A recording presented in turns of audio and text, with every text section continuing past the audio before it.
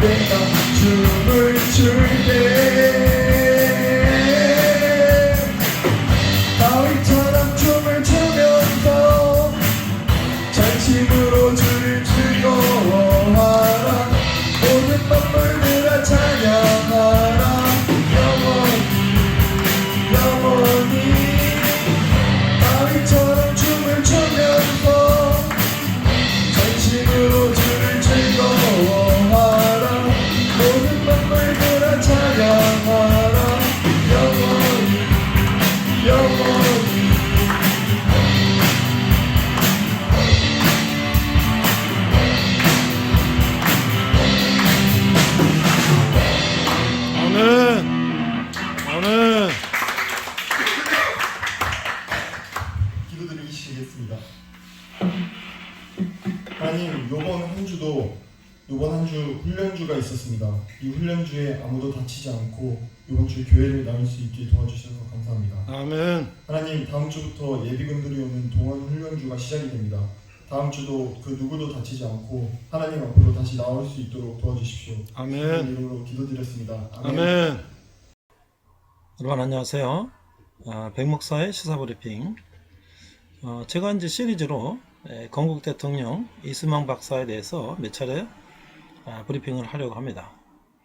저는 초등학교를 60년대 말 70년대 초, 중고등학교를 70년대, 대학을 70년대 말에서 80년대 다녔습니다. 제가 초중고 대학을 다닐 동안 이승만 대통령에 대해서 배운 게 없어요. 제가 초중고등학교 다닐 때는 박정희 대통령 시절에서 아마 여러가지 정치적인 이유로 이승만 대통령을 가르치지 않았다고 봐요. 그러나 우리나라의 건국 대통령 이승만 대통령이 박사가 잘못한 것도 있고 잘한 것도 있을 텐데, 저는 개인적으로 보면 잘한 것이 훨씬 많다고 생각해요. 말년에 그가 부정선거로 인해서 하야하고 하야로 망명 가게 되었는데, 그건 사실 이승만 대통령도 문제지만 그 밑에 있는 이기붕이라든지 이런 사람들이 부정선거를 획책한 것이죠.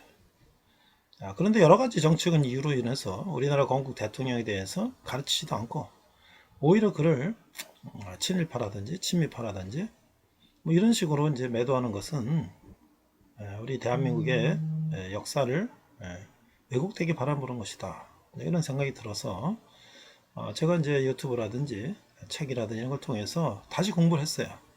공부를 해보니까 정말 이분이 정말 대단하신 분이구나 라는 생각을 했어요.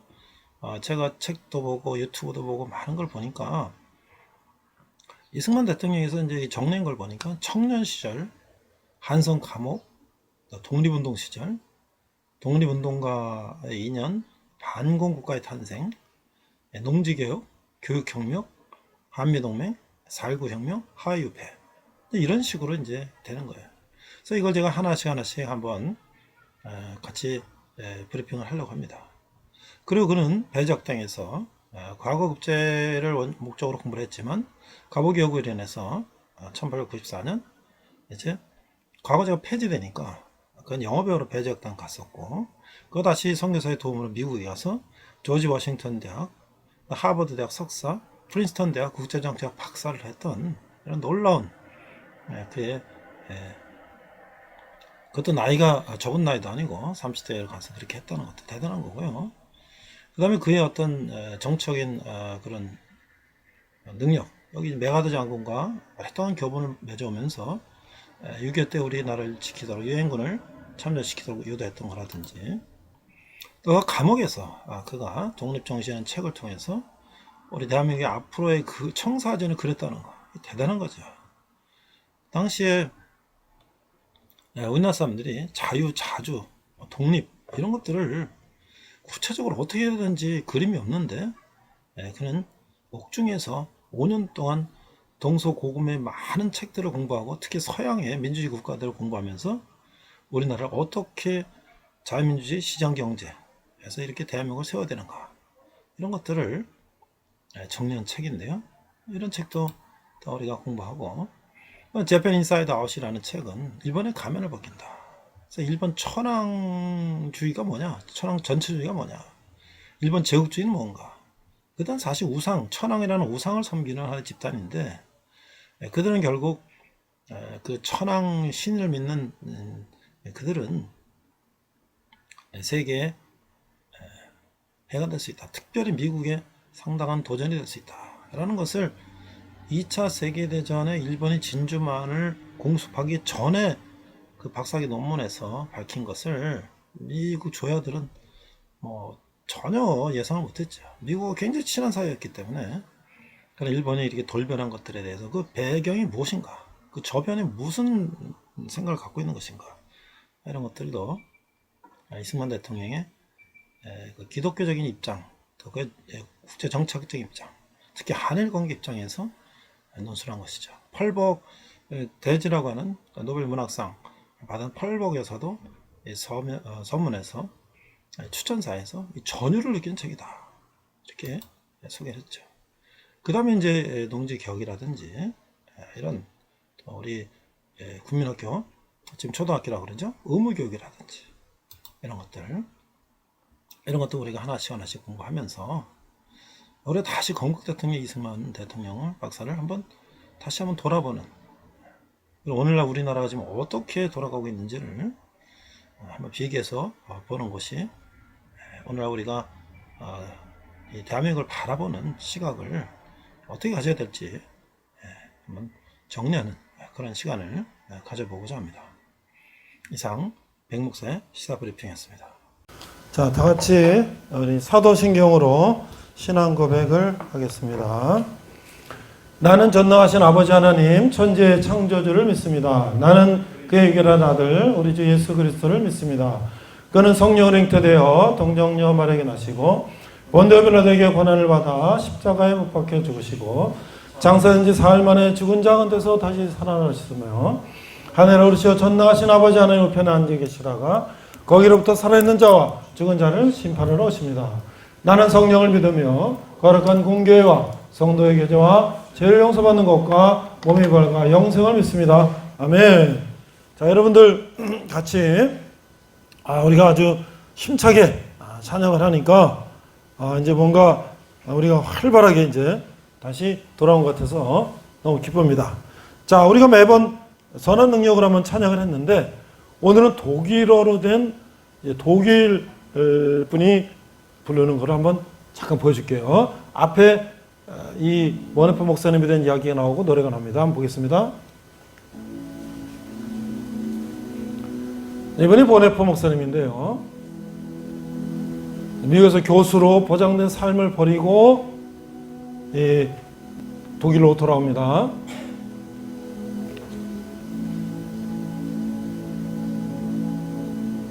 그래서 자기가 미국 간 것이 실수였다는 거예요. 나는 독일에서 함께 우리 독일 형제들과 함께 견뎌내야 된다. 그래서 히틀러 암살 음모를 가담했고 결국은 체포가 됐습니다.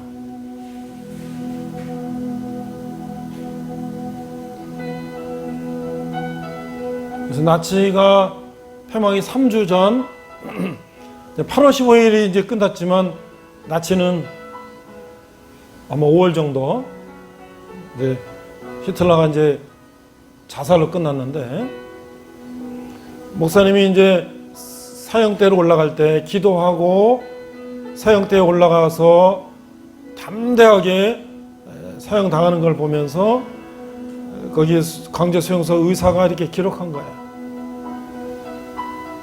지난 50년간 의사를 해내면서 그대로 경건하게 사형을 받는 사람 처음 봤다.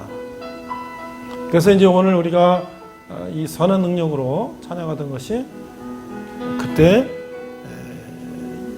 연희 마리아에게 보낸 편지 안에 들었던 곡인데, 이게 이제 독일 분이 모르겠어요. 이분이 작곡가인지는 모르겠는데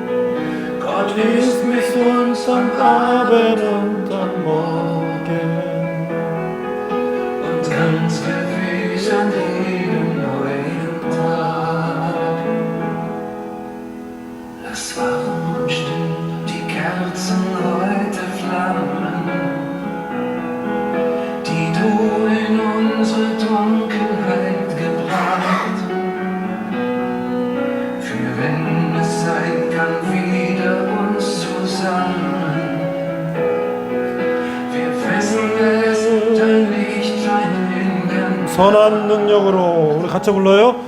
선한 능력으로 해감으로 선한 위대한 Gott ist mit uns am Abend und am Morgen und ganz gewiss an jedem neuen Tag. 여기까지 하겠습니다. 어때요? 이 원시가 독일어로 되어 있고 그 시에다가 독일의 작곡가가 곡을 붙이고 또 독일어로 부르고 또 이 노래를 부르시는 분이 굉장히 연세도 있으신데 피아노 치면서 그 감정을 충분히 이렇게 넣어서 부르니까 이게 좀 뭔가 감동적이잖아요. 그렇죠? 이게 이제 우리는 예능, 예술하는 사람들은 어떤 그 감성이라고 그러고 우리가 이제 감성이라고 얘기하지만 우리 이제 크리스찬들은 영성이라, 영성, 스피릿. 이게 스피릿, 이게 스피리추얼, 영성이 충분한 그런 노래를 우리가 들어봤는데 좋아요. 자, 그럼 오늘 자, 우리가 지난 3주간은 욥기에 대해서 했습니다. 욥기. 근데 이번 주부터 다시 이제 포로 기환 시대, 이제 포로로 잡혀갔다가 이스라엘 백성들이 70년 만에 다시 이제 이스라엘로 돌아오는 이야기가 이번 주부터 이제 몇 주간 시작되는데요. 자, 오늘 본문은 에스라 6장 16절. 여러분 성경 한번 찾아봅시다. 에스라가 어디 있나? 에스라. 구약에 에스라가 어디 있나? 먼저 찾은 사람은 몇 쪽인지 알려주세요. 자, 에스라, 느헤미야, 에스더. 에스라, 느헤미야, 에스더.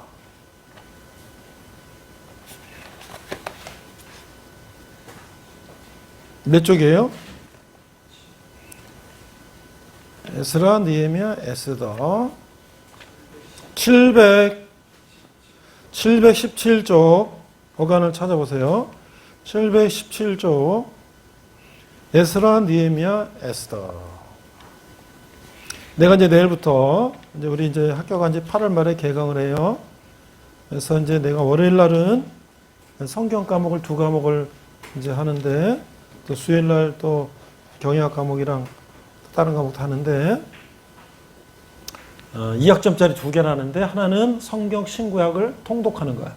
근데 읽는 게 아니고 영화를 보면서 PPT 가고 설명하면서 한 학기 동안에 창세기부터 요한계시록까지 쫙 훑어보는 거예요. 여러분들은 지금 아주 디테일하게 뭐 거의 지금 저는 창세기부터 요한계시록을 한 3년 동안 설교하는 거예요. 한 150주 동안. 근데 우리는 16주, 15주, 한 학기 동안에 신구약을 쭉 훑어보는 성경 공부를 하는데 자, 여러분들이 에스라가 어디냐, 에스라. 자, 6장 16절 한 절입니다.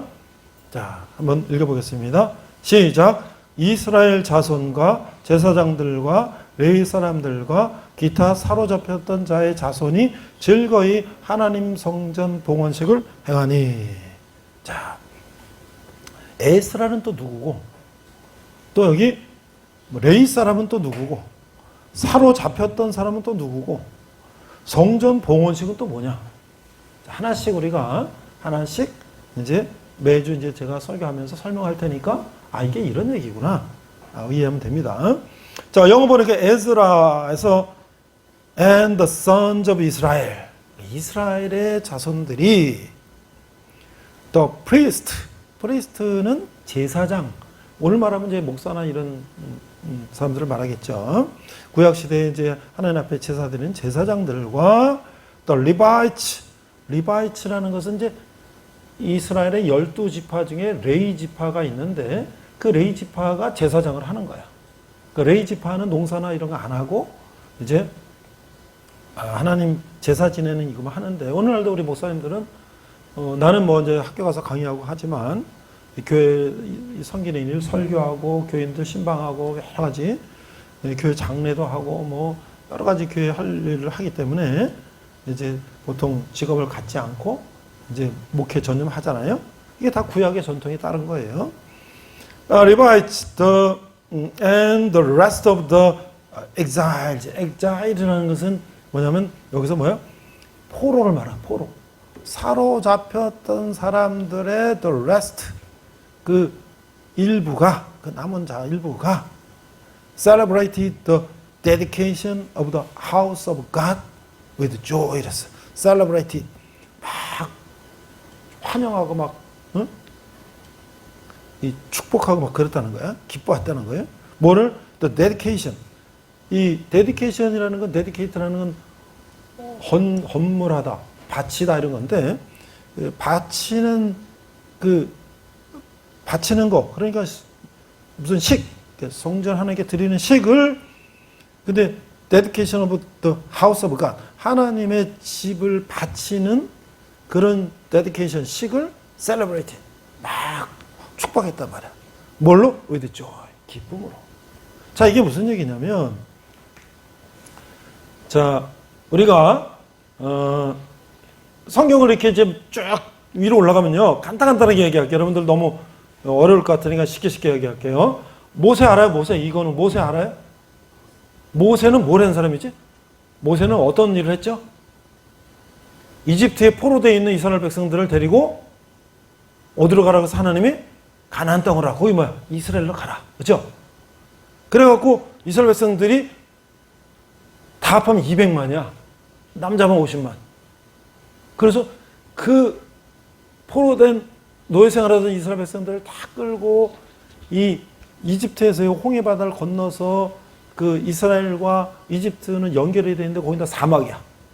거기를 200만이 줄을 서서 뜨거운 낮에 또 추운 밤에 전갈과 모든 그런 것들 막 그걸 물도 없고 막 먹을 것 없는 거를 40년을 끌고 왔다.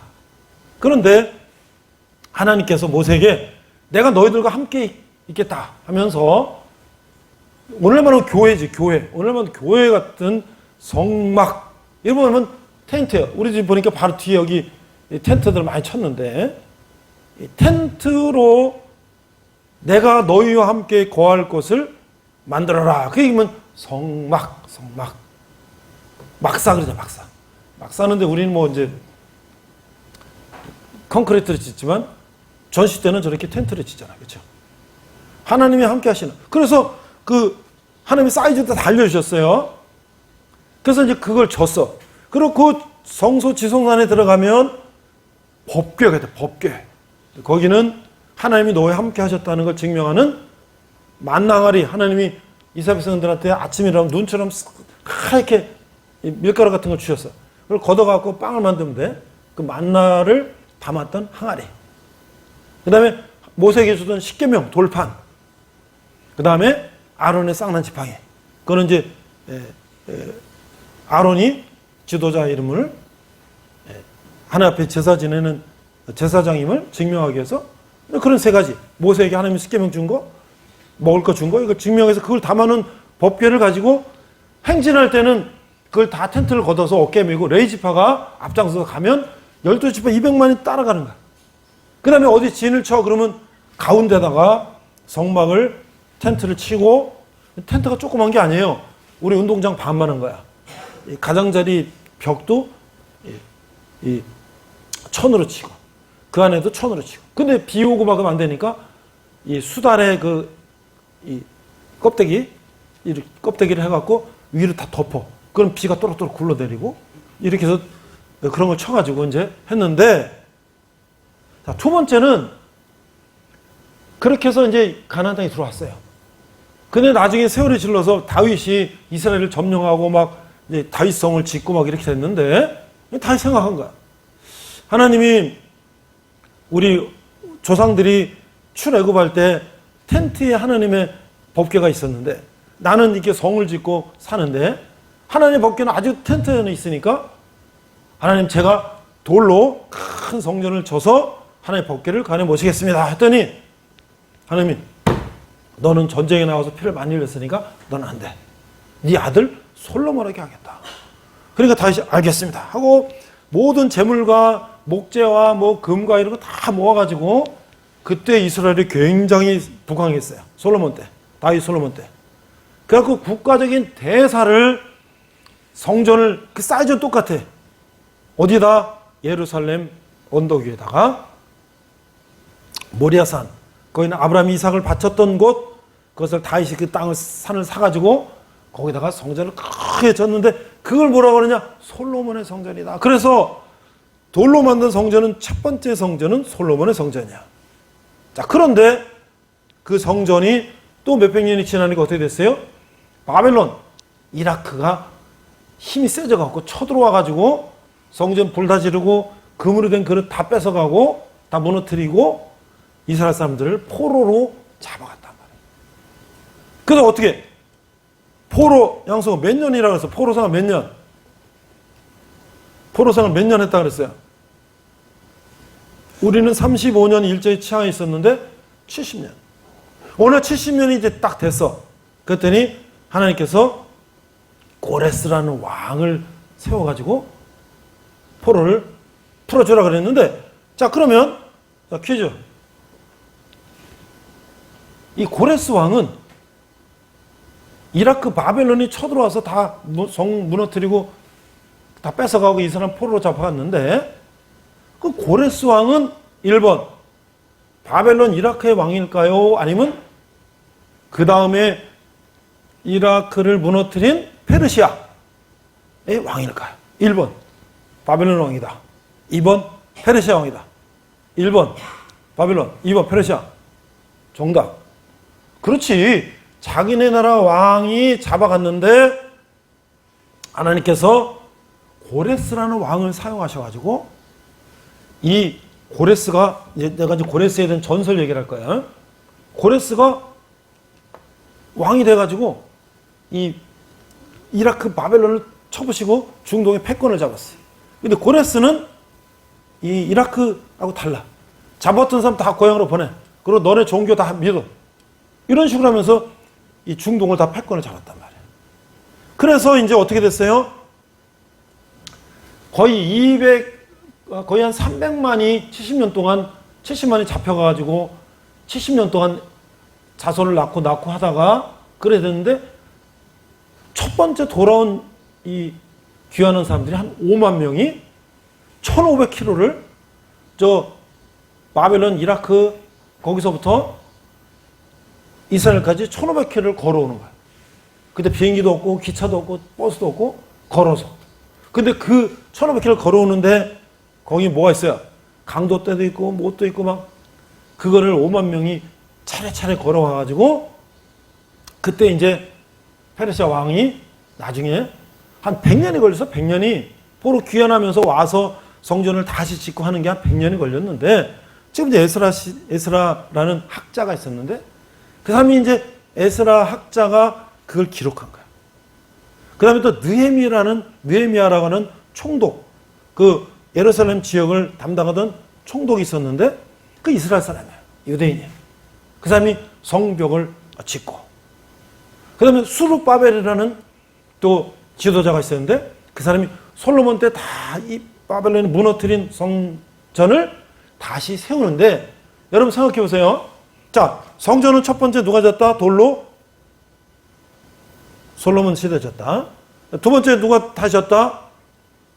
포로에서 귀환은 수르바벨이 앞장서 졌는데 솔로몬 시대 성전은요 이스라엘이 엄청 부강할 때 모든 재물을 다 해가지고 다윗이 막 엄청난 걸 준비해가지고 졌기 때문에 화려하고 아주 아름다운 성전이지. 그 안에 막 금으로 다 장식돼 있고 막 그런 성전인데 그거 다 뺏어갔어. 바벨론이. 다 무너뜨리고. 그런데 70년 포로에서 1500km를 걸어온 사람들이 그만큼 이스라엘만한 그 솔로몬 시대만큼 성전을 질 수가 없지. 그래서 초라한 성전을 졌어. 그걸 뭐라 그런다? 두 번째 성전을 수르바벨 성전이라고 한다. 그 성전은요 3번을 지게 되는데 나중에 그로부터 또 이제 몇백 년이 지난 다음에 로마 시대가 왔는데 로마가 다시 이스라엘을 또 점령했어요. 그러니까 이스라엘은 바벨론, 이라크가 점령했다가 페르시아가 점령했다가 알렉산더 또 그리스가 점령했다가 다시 또 로마가 점령했다. 여러분들 이 중동의 역사를 지금 그대로 얘기하는 거예요. 중동은 패권을 잡은 게 이라크, 이란, 그 다음에 그리스, 로마. 이 역사적인 사실이에요. 근데 이제 로마 시대에 왔는데 이 이스라엘을 지배하려니까 빌라도라든지 이런 총독들이 있었는데 형식상 왕을 헛개병 하나 세우는 거야. 우리말로 친일파 같은 걸 왕을 하나 세우는데 누구 세우냐면 헤롯을 세웠다. 헤롯은 에서와 야곱의 형 에서의 후손인데 이게 이제 이방 여자 결혼해서 그냥 이방 사람이 돼버려갖고 이스라엘하고 아주 오히려 이스라엘 방해. 그러니까 이스라엘은 에돔 족속은 저건 잡종들이라고 이제 치지도 않는데 로마가 거기서 한 놈을 데려다가 헤롯이라는 놈을 왕을 세웠어요. 가짜를. 그러니까 헤롯은 어떻게 이스라엘의 판심을 사기 위해서 수르바벨이 초라하게 세운 성전을 다시 옛날 솔로몬처럼 돈을 들여서 이제 짓는 거지. 내가 이스라엘 가보니까요. 이렇게 지하로 이제 이렇게 샘물 판들을 가는 데 있어. 성 지하로 이렇게 옆으로 이렇게 가서 다 이렇게 발굴한 데 있는데 성전의 벽이 이게 칸이 3칸이 돌이 달라. 그러니까 밑에 돌은 이렇게 쌓아 올린 거는 이건 다윗 때 쌓아 올린 돌이고요. 그 다음에 또 중간에 쌓아 올린 돌은 수르바벨 때 쌓아 올린 거고요. 저 밑에 또 올린 이 돌은 헤롯 때 쌓은 건데 회로 때 쌓은 돌은 특징이 있어. 돌을 여러분들 기초로 쌓으면 네모나게 이렇게 큰 돌을 축축축축 쌓잖아요. 근데 회로 시대 돌은 어떻게 되면 이렇게 네모난데 그 옆에다 이렇게 돌을 깎아서 태를 만들어 놨어. 그러니까 돌이 그냥 네모 반듯한 돌이 쭉쭉쭉 있는 게 아니라 그 안에 깎아서 이렇게 이게 테두리 이렇게 돌출되어 있는 이게 쭉쭉 쌓은 건 저건 헤롯이 쌓은 거야. 그러니까 우리가 역사적으로 그 축대가 세 개를 보면, 세 칸을 보면, 아, 이게 이렇게 된 거 알 수 있지. 자, 그래서 오늘 이제 에스라를 통해서 이제 이 이스라엘 백성들이 다시 귀환한 거를 이제 기록하는 것인데, 여기 보면, 그 밑에 표가 있는데요. 이제, 아까 내가 이제 여기 2페이지 내려가 보세요. 표를 보세요. 보면, 그 에스라서는 이제 이게 두 칸으로 나눌 수가 있다. 밑으로 가면. 자, 뭐냐면, 수룹바벨에서 귀환이 1장에서 6장. 그 다음에 에스라에서 귀환이 7장에 10장. 그래서 한 100년 동안 지도자가, 처음에 온 지도자가 있었고, 그 다음에 또 그 다음 지도자가 있었고, 이렇게 했는데, 지도자가 와서 바로 제일 첫 번째 이 사람들이 포로에서 귀환해서 첫 번째 한 일은 뭐냐면, 성전을 다시 짓는 거다. 왜? 자기네들이 솔로몬 시대에 우상 숭배하고 그러다가 바벨론이 망했고 성전 다 무너졌고 저 바벨론 가니까 성전도 없고 강가에서 노래 부르고 고향 생각하면서 울고 그러다가 이제 고레스라는 인물 때문에 해방이 돼서 왔으니까 아유 하나님 잘못했습니다. 우리가 다시는 하나님 대신 안 하겠습니다 하고 우리 더우면 저거 틀어요. 우리 맨 뒤에 형제 에어컨 틀어. 더우면. 그래서 성전을 짓게 됐다. 그 다음에 자 아까 내가 얘기했죠. 거기 보면 민족의 대이동이 나온다. 민족의 대이동. 1차 더 밑으로 내보세요. 1차 포로기환과 3페이지 가면 1차 포로기환과 요거 먼저 보자. 그러면 여기 이제 아까 얘기했죠.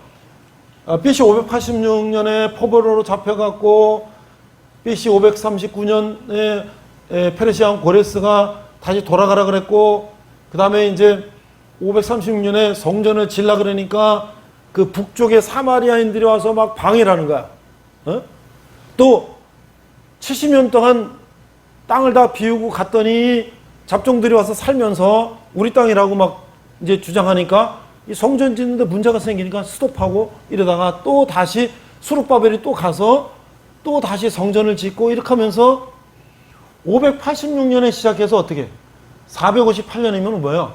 130년이나 걸린 거야. 근데 수룹바벨이 지는 게 586년에서 516년이면 거의 70년 걸려서 간신히 성전을 짓게 된 거죠. 이렇게 세월이 지나면서 그 다음에 이제 에스라 지금 이 에스라서를 쓴 에스라는 학자인데 70년 동안 지도층이라는 이스라엘 지도층이라는 사람들이 저기 바벨론에 포로 가갖고 이방 여자는 결혼하고 자식을 낳고 막 그런 거야. 그 에스라가 너네들 유대인들은 유대인과 결혼하고 우리 정통성을 지켜야 되는데 너희들이 이방 여자는 결혼해서 자식을 낳았으니 그 자식들은 우리 유대인이 아니다. 이게 무슨 소리예요? 유대인은 모계 혈통을 중시한다. 그 엄마가 유대인이어야지 유대인이야. 그 유대인 남자가 다른 바벨론 여자랑 결혼해서 나면 아빠가 유대인이라도 그 아들은 유대인이 아닌 거야, 자식은. 다 이혼해라. 다 내보내라. 그 여자들, 자식들 다 바벨론으로 돌려보내라. 하고 에스라가 그렇게 하고 이제 우리가 하나님께서 모세에게 십계명 주고 모세가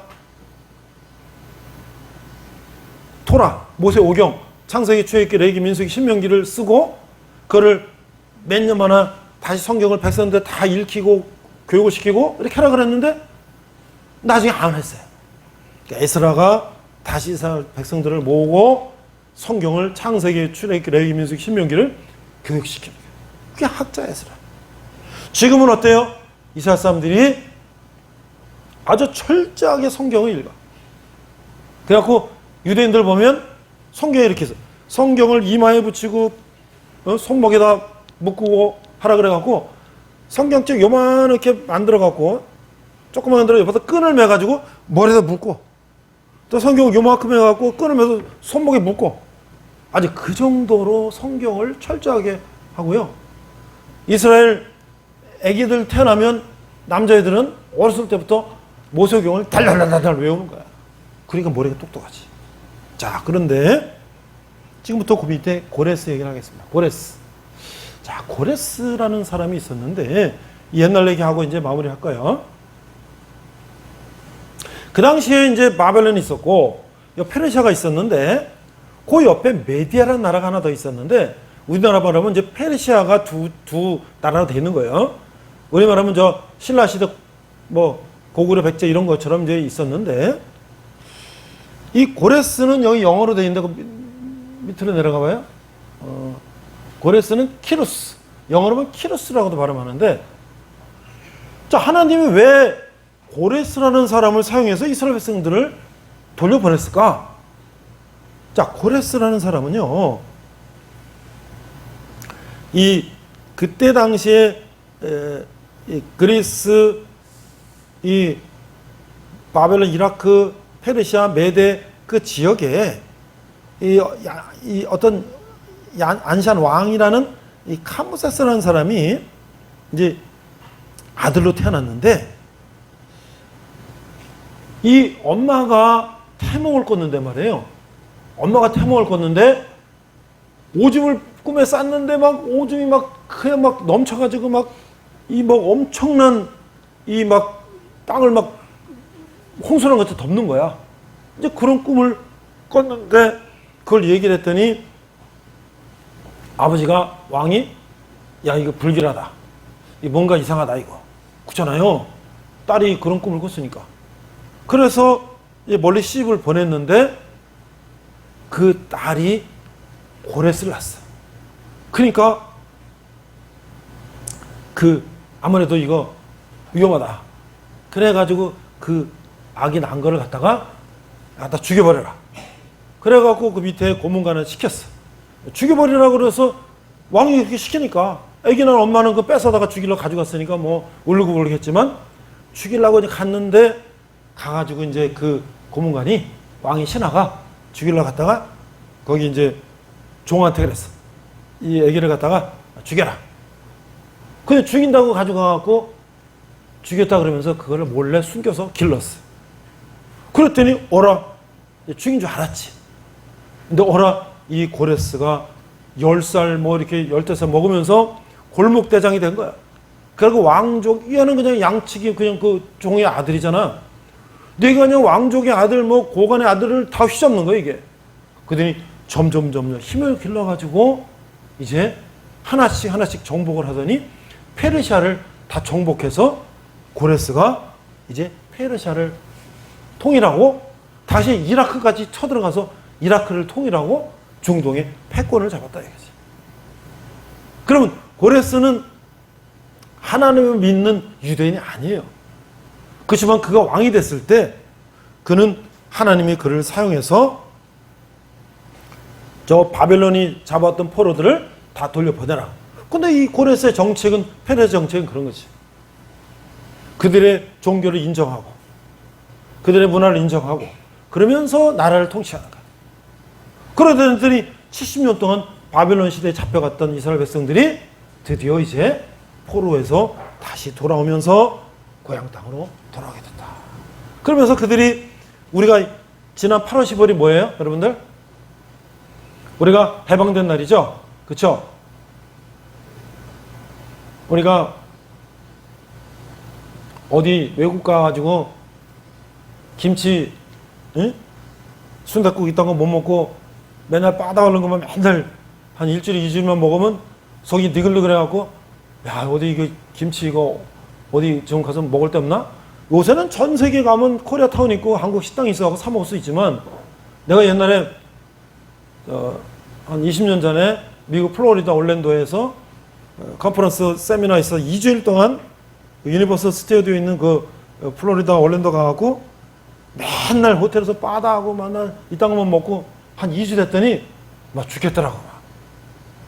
그래가지고 비행기 타고 LA로 와서 다시 한국으로 올 때 LA 와가지고 시간이 약간 비행기 시간이 인터벌이 있어. 그래서 그냥 총알같이 나가서 차 하나 렌트해가지고 우리 몇 명이 갔는데 LA 코리아타운 가갖고 순댓국집을 그냥 들어갔지. 순댓국 하나 시켜가지고 깍두기에다 순댓국을 딱 먹으니까 띵 정신이 돌아오더라고. 정신이. 2주일 동안 맨날 양식 먹다가 순댓국 깍두기를 먹으니까 정신이 부쩍 와. 여러분들 35년 동안 일본의 지배를 받다가 해방이 됐으니 얼마나 좋겠어. 70년 동안 바벨론 포로로 잡혀갔다가 해방이 됐으니 얼마나 좋겠어. 근데 그 사람들이 제일 먼저 한 게 뭐냐? 그게 바로 성전을 짓는 것이다. 하나님 앞에 예배드리고 그 다음에 다시 우리가 모든 개혁을 하는 거야. 우리가 잘못된 거, 이방 여자 결혼한 거 다 돌려보내고 하나님 모세 오경 하나님이 말씀하신 대로 우리가 다시 살고 다시는 우리가 하나님 앞에 범죄하지 않고 이렇게 불행한 역사를 닥치면 안 되겠다.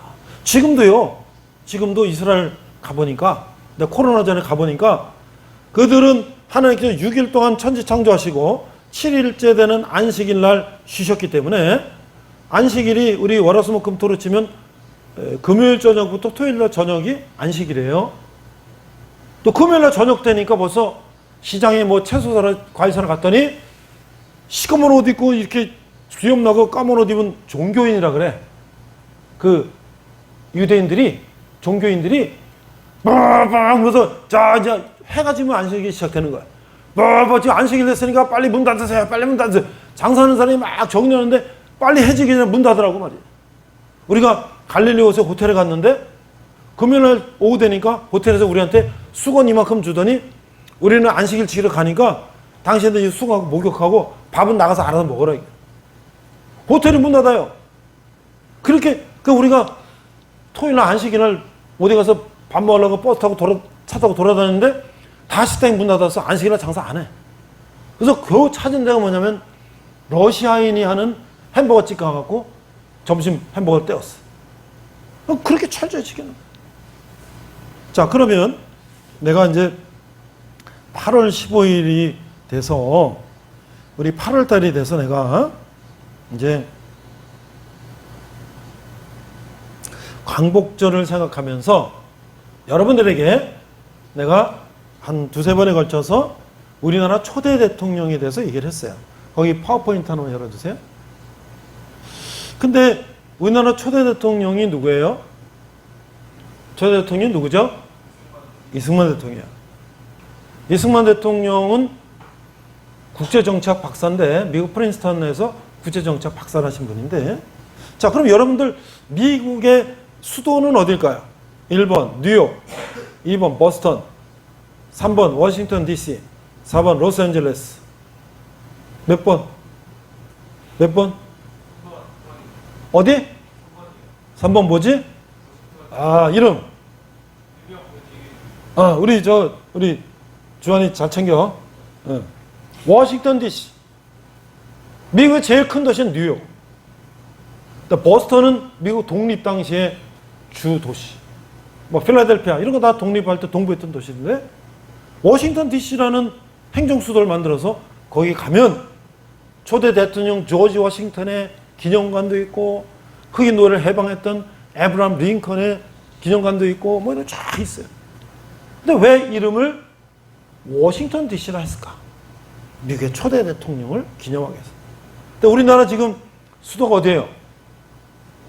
서울이죠. 근데 우리나라 행정수도가 있잖아요. 행정수도. 행정수도가 어디예요?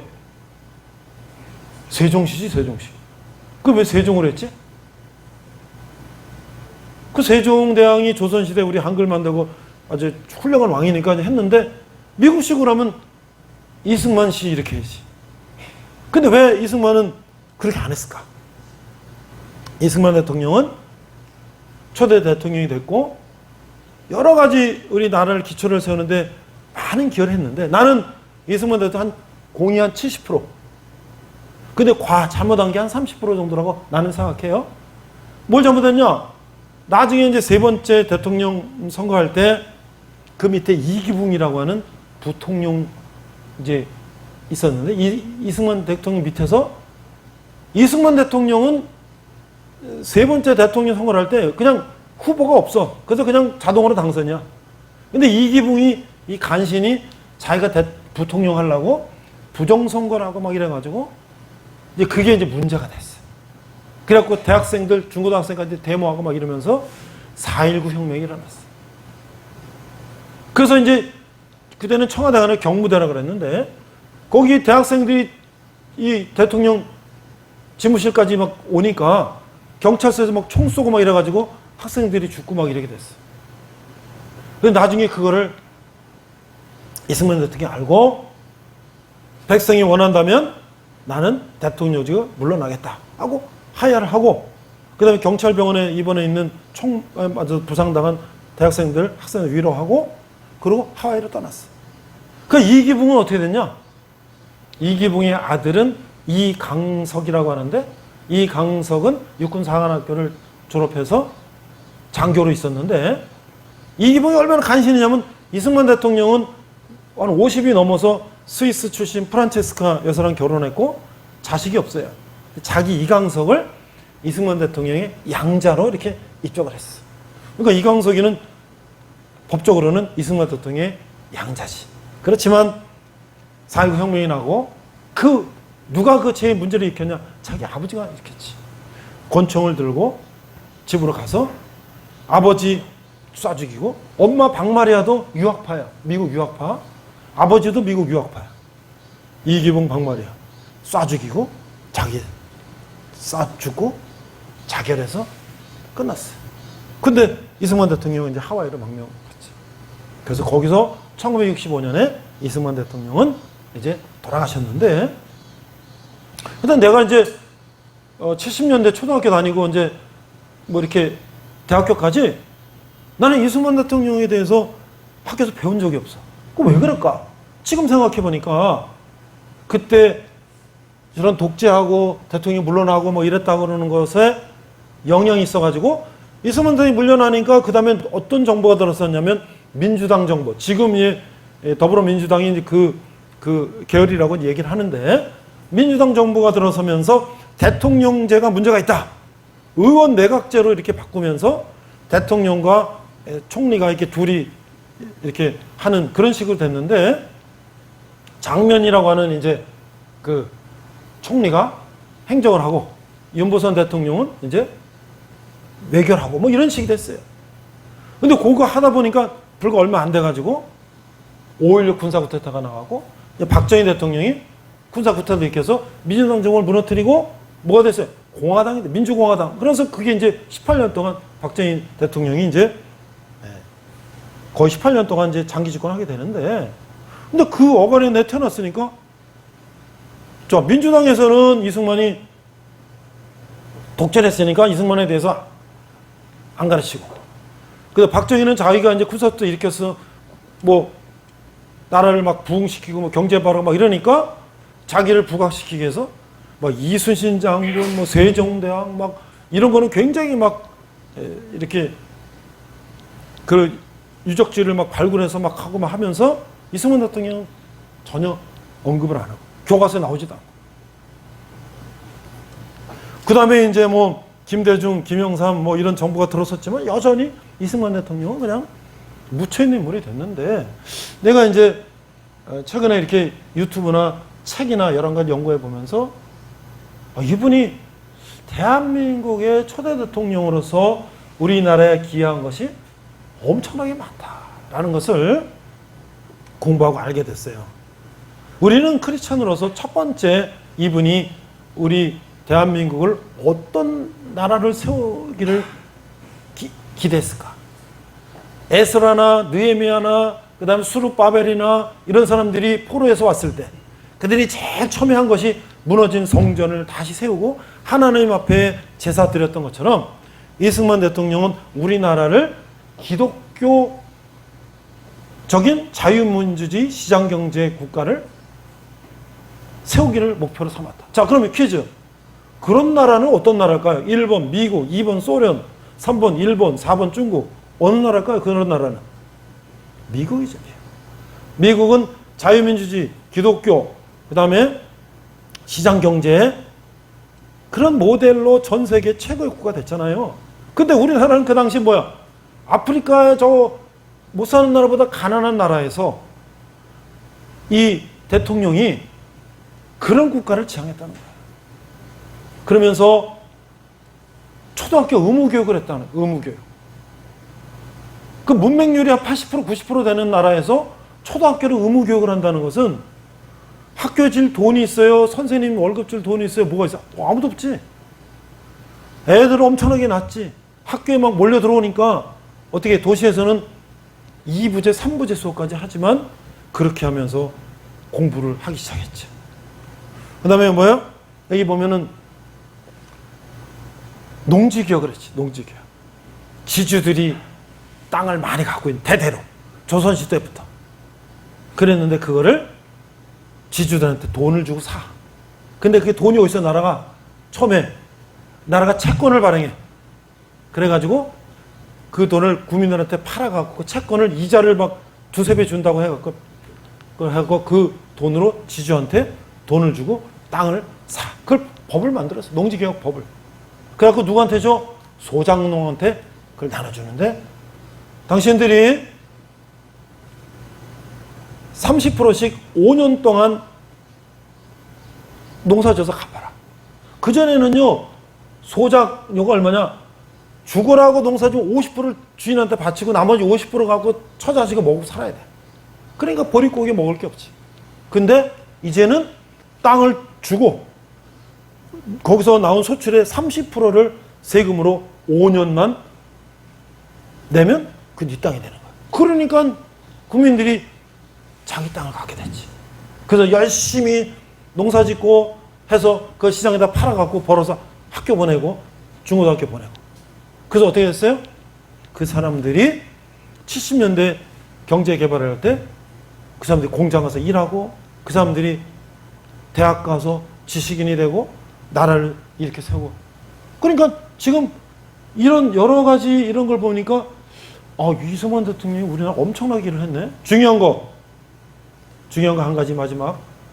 한미동맹이라는 거, 한미동맹. 여러분들 우리나라는 지금 휴전국가예요. 오늘도 보니까 막 훈련 엄청나게 하니까 야 뭔가 이거 뭔가 대단하다 느낌이 들었는데 6.25 1953년 6.25 휴전하고 나서 우리가 70년 동안 전쟁이 없었잖아요. 어떻게 됐나요? 북한이 쳐들어왔죠. 우리 어디까지 갔어요? 대구, 부산까지 갔죠. 낙동강 전투에서 이제 끝나면 우리는 이제 완전히 끝나는 거죠. 그때 이승만 대통령, 프린스턴 대학 총장이 대통령, 거기 친구가 국무장관, 그때 사귀었던 젊은 장교가 메가더 장군, 그 미국의 네트워크를 다 갖고 있어요. 이승만 대통령. 도와달라. 메가더 도와달라. 그 인천 상륙작전으로 어떻게 됐어요? 다시 이제 압록강, 두만강까지 갔죠. 여기 청송부대 내가 거기 가봤었는데 육사단은 압록강에 수통에다 물을 떠다가 대통령 이승만 대통령한테 바쳤다 그러더라고. 근데 어떻게 됐어요? 중공군이 인해 전술로 수십만 명 내려왔잖아요. 그래갖고 어떻게 됐어요? 다시 일사후퇴. 그래서 3년 동안 치열한 휴전선 공방전 끝에 지금 휴전이 됐는데 이승만 대통령이 그런 거야. 나는 휴전 반대다. 나는 끝까지 북진 통일하겠다.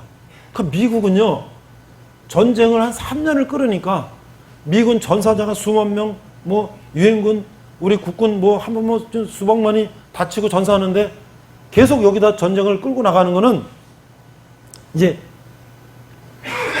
힘든 거야. 미국 여론도 반대하고 휴전하자. 이승만 안 된다. 그래서 미국에서 안 되겠다. 저 이승만을 암살시켜라. 그리고 휴전해야 되겠다. 그렇게까지 했다는 거야. 근데 결국 어떻게 됐어? 이승만 대통령이 그러면 우리하고 한미동맹을 해달라. 그러면 우리가 그냥 모른 체 하겠다. 그래서 한미동맹을 한 거예요. 그 당시 세계 최강 미국이 저 듣도 보도 못한 저는 후진국하고 동맹을 맺는다? 말이 안 되는 얘기죠. 근데 그 한미동맹이란 뭐예요? 북한이 다시 남침을 하면 한국과 미국은 동맹이기 때문에 그거는 미국을 침범한 게 되는 거야. 그러면 자동으로 미군이 전쟁에 참여하게 되는 거야. 6.25 때는 유엔에서 뭐 회의를 하고 뭐 하고 소련이 반대하고 중국이 반대하고 뭐 우여곡절 그때 어떻게 해서 간신히 유엔군이 파견됐지만 이거는 그게 아니에요. 바로 미군이 들어오는 거예요. 그 지금 그래서 우리가 한미 훈련하는 거 아니에요? 그 북한이 핵무기까지 만들었는데 북한이 오로지 추구하는 건 뭐예요? 남한을 적화 통일하면 여기 있는 모든 이 대한민국에 있는 모든 게 다 자기 거 되는데 왜 가만히 이렇게 70년 동안 미군 때문에 못하는 거지. 이승만 대통령이 뭐라고 했냐면 앞으로 우리 후손들은 전쟁에 대한 이런 공포에서 안전할 것이다 하고 그랬다는 거야. 그러니까 지금 우리가 여러 가지를 볼 때 우리 아버지가 여러분 아버지가 한 70%는 우리 날 위해서 우리 자식들 위해서 고생하고 이렇게 했어. 근데 한 30% 맨날 나중에 술 먹고 막 언제 때리기도 하고 막 그랬어. 그러면 여태까지 나를 길러서 학교 보내주고 먹여 살려준 거 70%는 다 필요 없고 나 때리고 아버지 술 먹고 주정하고 이런 거 30% 때문에 우리 아버지 아니야 할 거예요? 그건 아니지. 물론 잘못한 건 잘못한 거죠. 잘한 건 우리가 인정을 해야 된다. 근데 중요한 건 뭐냐면 이승만 대통령은 장로님으로서 기독교 입국. 그래서 모든 나라의 제도에 기독교적인 거를 많이 세웠다는 거예요. 그 당시 정부의 강요들 기독교인 거 5%밖에 안 되는데 많은 기독교 출신들을 장관에 임명했다. 왜? 기독교인들이 거짓말이 없고 성실하고 하니까. 그리고 우리나라 대통령이 초대 대통령이 성경에다가 손을 얹고 대통령 선설했다는 거. 미국에서 하는 거예요. 미국에서. 그 이후에 어떤 대통령도 성경에다 손 얹고 대통령 침 선설한 사람이 없어요. 그런데 여러분들 중간에 여러 대통령들이 생겼는데 미신 믿는 이런 다른 종교 믿는 대통령은요 중간에 대통령이 되니까 우리나라의 무당들 뭐 미신이 뭐 버글버글해. 왜? 지도자가 그런 걸 믿으니까. 그 얼마나 우리나라가 이 군대도 이렇게 예배할 수 있는 그 제도는 이승만 대통령 때 만든 거야. 군목제도. 자, 오늘 우리는 이 이스라엘이 포로 귀환돼서 그들이 제일 첫 번째 게 무엇인가? 그러면 우리는 우리의 삶 속에서 우리가 어떤 삶을 살아야 되는가? 우리 삶 속에서 우리는 먼저 우리가 하나님께 예배하고 하나님이 우리에게 원하시는 삶을 사는 것이 우리가 앞으로 우리 인생의 갈 길이 아닌가. 그래서 많은 사람들은 그랬죠. 여러분들 교회 나오기 전에 그랬죠. 아, 교회 가면 술 먹지 마라, 담배 먹지 마라, 뭐 돈 헌금 내라, 뭐 교회 와서 일해라. 아, 나 교회 안 가. 그래서 술 먹고 담배 피고 뭐 하고 뭐 별거 다 하고 하고 싶은 거 다 하고 먹고 싶은 거 다 했는데 행복했어요? 그게 행복해요? 그렇지 않죠. 그럼 교회는 그러면 교회 가서 봉사하고 헌금 내고 아무것도 하지 말라는 거예요? 아니죠. 우리가 절제된 삶을 살고 우리의 능력을 발휘해서 우리가 사회 나가서 큰 훌륭한 일들을 하고 자기 가진 탤런트대로 사회 기여하고 그렇죠? 돈도 벌고 좋은 데 쓰고 또 여행도 가고 가족도 이루고 이런 삶을 살라고 하나님 우리 말씀하셔요. 요즘에 젊은이들이 결혼 포기, 포기. 그래서 뭐 3포 세대에서 뭐 N포 시대 뭐 그러잖아요. 근데 통계를 내보니까 기독교인들이 가장 다른 종교, 무종교에 비해서 결혼에 대한 이 반응이 제일 높고 자녀를 출산하는 것에 대한 반응이 높고 그렇다는 거예요. 그럼 왜 그래? 하나님이 우리에게 그런 것들을 가르쳤기 때문에. 어떤 사람이 마지막으로 내가 한 가지 얘기하는데 어떤 사람이 요양원에 가서 이렇게 봤는데 나도 요양원에 가봤는데요. 설교하러도 가봤는데 제일 외로운 사람이 들어가면 아무도 찾아오지 않는 노인. 자식이 있으면 자식이 찾아오는데 아무도 찾아오지 않는 노인은 얼마나 외로울까. 나도 우리 자식이 있는데 저분처럼 자식이 한 번씩 찾으면 얼마나 감사할까.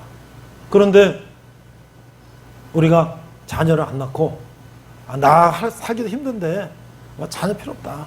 나 혼자 먹고 그냥 살다 난 그냥 가겠다. 근데 나중에 나이 먹어보면 아무 자식도 없고 아무도 없고 나 혼자 외롭게 살다 쓸쓸하게. 그런 삶보다는 가족을 이루고 같이 행복하게 살고 자녀를 기르고 그 맛이 그것이 얼마나 아름다워. 하나님의 이런 사역하고 번성을 했기 때문에 우리가 하나님 뜻대로 사는 삶이 개인이나 국가나 우리가 얼마나 큰 축복인가. 이거를 우리가 생각해야 될 것입니다. 제가 어제 인터넷 검색해 봤어요. 김민재 선수 연봉 얼마인지 알아요? 김민재 선수 연봉. 김민재 바이에른 뮌헨 연봉 얼마인지 알아요? 172억. 손흥민 얼마예요? 내가 어제 검색해 봤어요. 170억. 그러면 김민재나 손흥민 선수는 맨날 놀다가 일주일에 한 번씩, 3일에 한 번씩 게임 나가서 그 버나요? No. 그들은 먹는 거 하나, 잠자는 거 하나, 생활하는 거 하나, 모든 거를 절제하면서 자신을 계속 훈련시키면서 그렇게 해서 거기까지 왔기 때문에 그 사람들하고 실패할 자질이 없겠어요? 없었겠어요? 있지요. 그러나 그걸 극복하고 그 자리에 왔기 때문에 그들이 그런 연봉을 받는 거죠. 우리도 어려움이 있을지라도 우리가 힘을 내고 그를 극복한다면 하나님께서 우리에게도 170억은 아니지만 내가 한 1억 7천은 연봉 받을 수 있지 않나 말이지. 이렇게 기도하겠습니다. 하나님 아버지 은혜를 감사합니다. 오늘 포로시대 기한을 통해서 이스라엘 백성들이 제일 처음에 한 것이 성전을 다시 짓고 하나님 앞에 예배한 것을 우리가 배웠습니다. 이 나라를 세운 초대 대통령도 기독교 입국론을 주장하면서 이 나라를 미국 같은 나라가 세우기로 이제 이 나라를 위해서 수고했습니다. 우리도 나 개인이 먼저 하나님 앞에 바로 서고 또 우리 가정이 바로 서고 우리 국가가 바로 설 때에 우리가 이 세계 세상에 빛과 소금이 되는 그런 개인과 나라가 될 줄 믿습니다. 한 주간 또 지켜주시고 또 무더운 또 여름 또 가을로 가는 이때에 우리가 또 주의 임무 잘 감당할 수 있는 우리들 되게 하여 주시옵소서. 감사드리며 예수님 이름으로 기도했습니다. 아멘. 자, 우리 선한 능력으로 찬양하면서 우리 한 주간 또 여러분들 승리하기 바랍니다. 오늘 처음 나온 형제 있어요? 처음 나온 형제 없어요? 없지요? 그러면 저기 음료수하고 빵 2개씩 가지고 먼저 가세요. 우리 자 선한 능력 찬양하고 마치겠습니다.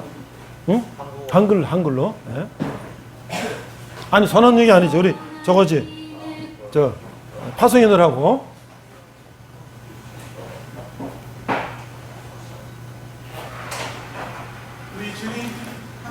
자 오늘 우리가 아주 힘차게 찬양을 했는데 또 한번 이것도 한번 연습해봐요.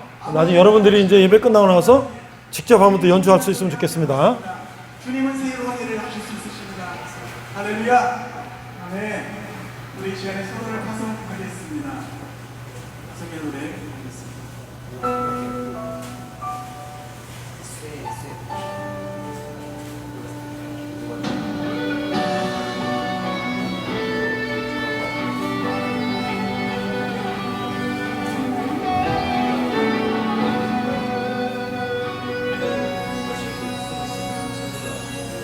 너희 가는 길에 주의 평강 있으리. 평강의 왕 함께 가시니 너의 걸음 주 인도하시리. 주의 강한 손 너를 이끄시리. 가는 길에 주의 축복 있으리. 영광의 주 함께 가시니 내가 밟는 모든 땅 주님 다스리리. 너는 주의 길 예비케 되리. 주님 나라 위하여